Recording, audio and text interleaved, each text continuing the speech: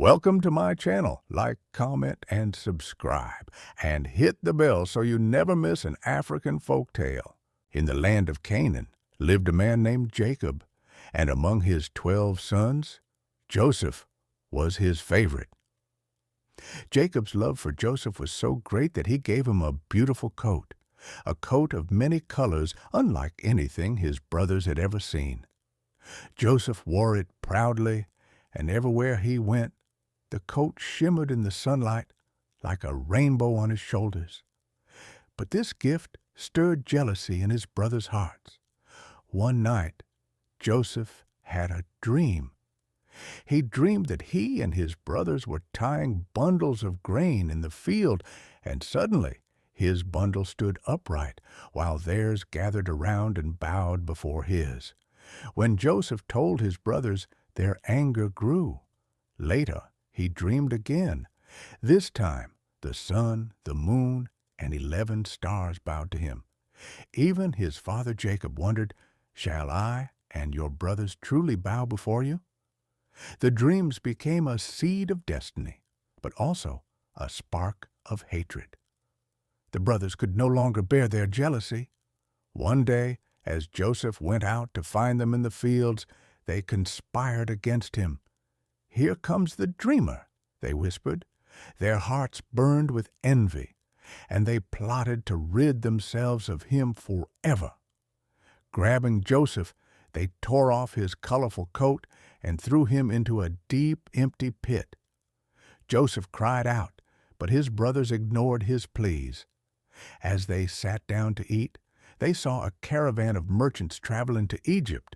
An idea was born: to sell their brother as a slave and be rid of him forever. The brothers dipped Joseph's coat in the blood of a goat and brought it to Jacob. With trembling hands, Jacob held the torn, blood-stained garment. Believing his beloved son had been devoured by a wild animal, he wept bitterly, refusing to be comforted. "My son is gone," he cried, mourning day after day. Meanwhile, Joseph was carried to Egypt, a strange and distant land filled with towering statues, golden palaces, and bustling markets. Though he was sold as a slave, Joseph carried with him something greater than his colorful coat: the dreams God had placed in his heart. His journey was only beginning. Though Joseph's brothers had betrayed him, God never abandoned him. In the darkness of slavery, in the strangeness of Egypt, Joseph found favor with those around him. His wisdom and character began to shine just as brightly as the coat he once wore. Joseph did not yet know that his dreams were part of a great plan, that one day he would save nations from hunger, and even the brothers who betrayed him would bow before him. His journey had only begun, but the God who gave the dream was faithful to fulfill it. And so, the boy with the colorful coat of dreams walked forward into destiny. Years passed. Joseph, though a prisoner in Egypt, was known for his wisdom. One night, Pharaoh, king of Egypt, dreamed of 7 fat cows eaten by 7 thin cows, and 7 full heads of grain swallowed by 7 thin ones. None of Pharaoh's wise men could explain it, but Joseph was brought before the king. With calm voice, Joseph said, "The dreams are one. 7 years of abundance will come, followed by 7 years of famine." Pharaoh, amazed by Joseph's wisdom, placed his signet ring on Joseph's hand, dressed him in fine linen, and declared him ruler over all Egypt, second only to Pharaoh himself. Just as Joseph said, the land of Egypt produced plenty for 7 years. Grain was stored in great cities under Joseph's command. Then the famine came, not only in Egypt, but in all lands. Hunger spread across nations, and people traveled from afar to buy food. Joseph, once sold as a slave, now stood as the one who held the keys to life and survival. In Canaan, Jacob and his sons felt the famine's grip.